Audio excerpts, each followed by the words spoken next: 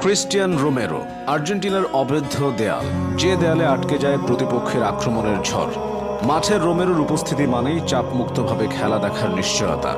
প্রতিপক্ষের গোছানো আক্রমণ তিনি অলস ভঙ্গিতে নষ্ট করে দেন। লিওনেল মেসি তো বলেই দিয়েছেন, ক্রিস্টিয়ান রোমেরো হলো বর্তমান সময়ের সেরা ডিফেন্ডার। রোমেরো মনে করিয়ে দেন আরেক আর্জেন্টাইন লেজেন্ড মাসচেরানোর কথা। দুর্বল ডিফেন্সের জন্য বড় বড় টুর্নামেন্টগুলোতে আর্জেন্টিনাকে ভুগতে হয়েছে অনেক। মাসচেরানোর অবসরের পরে ডিফেন্সের দুর্দশা আরও বেড়ে যায়। গোল ব্যবধানে এগিয়ে থেকেও সমতা কিংবা পরাজয় নিয়ে মাঠ ছাড়তে হয়েছে শুধুমাত্র ভঙ্গুর ডিফেন্সের কারণে। দুর্বল ডিফেন্স নিয়ে আর্জেন্টিনার বোর্ড থেকে শুরু করে ভক্ত সমর্থকদের হাহাকার যখন চরম সীমায় পৌঁছায়, তখনই জাতীয় দলের রোমেরোর আবির্ভাব। আর্জেন্টিনার ডিফেন্সে রোমেরোর চীনের প্রাচীর হয়ে ওঠার গল্পটা জেনে নেওয়া যাক। আর্জেন্টিনার আক্রমণ ভাগে এক লিওনেল মেসি আছেন, এই ভরসায় দলটার সমর্থকরা প্রতিটি বড় আসরেই আশায় বুক বাঁধতেন। মেসি হতাশ করতেন না, তবে দুর্বল ছিল ডিফেন্স। এই সুযোগে প্রতিপক্ষ বের করে নিত ম্যাচ। বড় আসরে একরাশ আক্ষেপ আর হতাশা নিয়ে শেষ হতো মিশন। এই আক্ষেপটা 2018 বিশ্বকাপ পর্যন্ত আর্জেন্টিনার সমর্থকদের কাঁদিয়েছে লিওনেল মেসিকে। আর্জেন্টাইন সমর্থকদের দুঃখের সাগরে আনন্দের ভেলা ভাসিয়ে এলেন ক্রিস্টিয়ান রোমেরো। জাভিয়ার মাসচেরানোর রেখে যাওয়া শূন্যস্থান পূরণের প্রতিজ্ঞা করে আর্জেন্টিনার রক্ষণের ভার কাঁধে তুলে নিলেন এই তরুণ।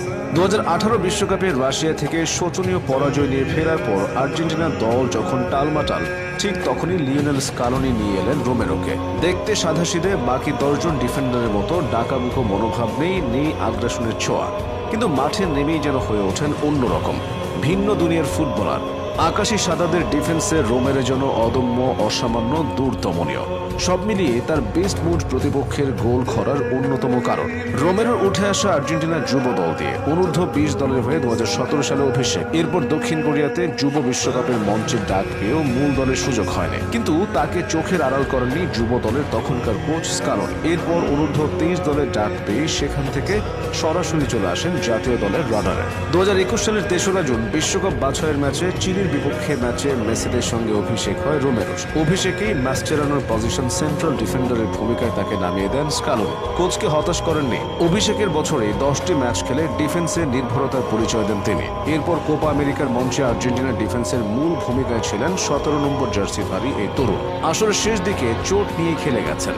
দলকে একেবারে চ্যাম্পিয়ন করে তবে মাঠ সেরেছেন স্কালোনি শিবিরের এই সৈন্য। জায়গা করে নিয়েছেন কোপার সেরা একাদশেও। রোমেরোর খেলার যে দিকটা সবচেয়ে নজর কাড়ে সেটা হলো ওল্ড স্কুল ট্যাকল। অন্যান্যদের মতো আচমকা আঘাত কিংবা মাঠে গড়িয়ে পড়েন না তিনি। বলে চোখ রেখে ড্রিবলিংয়ের তালে তালে ওঠানামা করে আচমকা চিলের মতো ছোঁয়া মেরে নিয়ে যান বল। তার এই টেকনিকের কাছে কাতার বিশ্বকাপে ধরা খেয়েছে অনেক দল। এই রোমেরো আবার হয়ে ওঠেন আক্রমণাত্মক। মেসির জন্য জীবন দিতে যে কজন খেলোয়াড় সামনের কাতারে দাঁড়াবেন তাদের একজন রোমেরো। হেডে বল লক্ষ্যচ্যুত কিংবা লক্ষ্যভেদ করাতেও বেশ পটু টটেনহামের এই খেলোয়াড়। শুধু ডিফেন্সেই নয়, আচমকা বল নিয়ে মাঠে উঠে অ্যাটাক করতেও রোমেরোর জুড়ে নেই। রোমেরোর শুরুটা আর্জেন্টিনার ক্লাব বেলগ্রানো থেকে। এরপর মেধা এবং দক্ষতা দেখিয়ে ইউরোপে নাম লিখিয়েছেন এই তরুণ। ইতালির ক্লাব জিওনা জুভেন্টাস পেরিয়ে আটলান্টা হয়ে বর্তমানে খেলছেন ইংলিশ ক্লাব টটেনহামে। ক্লাবের হয়ে এখনও কোনো শিরোপা জিততে না পারলেও দেশের হয়ে জিতেছেন বিশ্বকাপ, কোপা আমেরিকা এবং ফিনালিসিমা। যে রক্ষণের জন্য আর্জেন্টিনা বেদনার সাগরে ডুবেছে দীর্ঘ সময়, সে রক্ষণে এখন বয়ে যায় সুসময়ের সুবাতাস। মেসির গোলের অসামান্য সৌন্দর্যের মতো রোমেরো ছড়াচ্ছেন ট্যাকলের দুটি। তাতে আর্জেন্টিনা হয়ে উঠেছে সর্বজয়ী। রোমেরো হয়ে উঠছেন স্কালোনির অতন্দ্র প্রহরী, যার ডিফেন্সের ভরসায় আর্জেন্টাইনরা পেয়েছে